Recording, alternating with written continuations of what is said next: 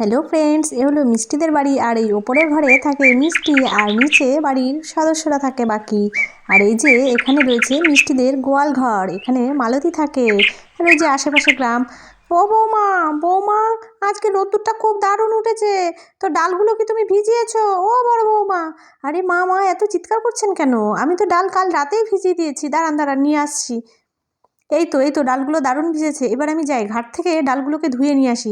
আপনি একটু চুপচাপ বসুন তো, ঠিক বড়ি দেওয়া হবে। বাবা বাবা, কত ভারী! এতটা টেনে নিয়ে যাওয়া মার যে কি বাতিক না, প্রতি বছর বড়ি দিতে হবে। আর ভালো লাগে না, আমার হয়েছে যত জ্বালা। মার মুখের উপর কিছু বলতেও পারি না, আর এত খাটনি সহ্যও হয় না। যাই, কি আর করবো, ঘাট থেকে ডালগুলো ধুয়ে নিয়ে আসি। ভাগ্যিস মিক্সিটা আছে, যার জন্য, নালে আগে তো পাটায় বেটে তারপরে বড়ি দিতে হতো। তাড়াতাড়ি করে আমি একটু ডালটা মিক্সিতে বেটে নিই, বেটে নিলে অনেকটা কাজ এগিয়ে যাবে। মা মা, আমি কিন্তু এবছর বড়ি দেব। এর আগের বছর ছোট ছিলাম, তুমি বড়ি দিতে দাওনি। এবার কিন্তু আমি বড় হয়ে গেছি, এবার আমি বড়ি দেব।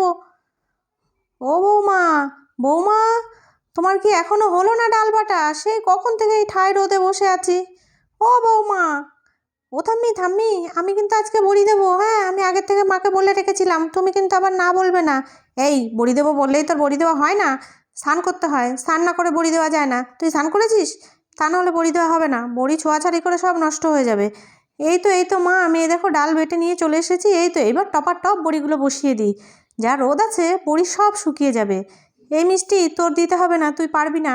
না না না, আমি দেবোই, আমি দেবোই, আমি ছোট্ট ছোট্ট সুন্দর বড়ি দেবো, দেখো আমি পারবো। এই দেখো আমি কি সুন্দর ছোট ছোট বড়ি দিয়েছি, দেখেছো তো? হ্যাঁ, এই বড়িগুলো আমি তরকারি রান্না করে খাবো একা একা। আমার বড়িগুলো কিন্তু আমাকেই দেবা, হ্যাঁ। বাহ বাবা, বড়িগুলো তো দারুণ হয়েছে।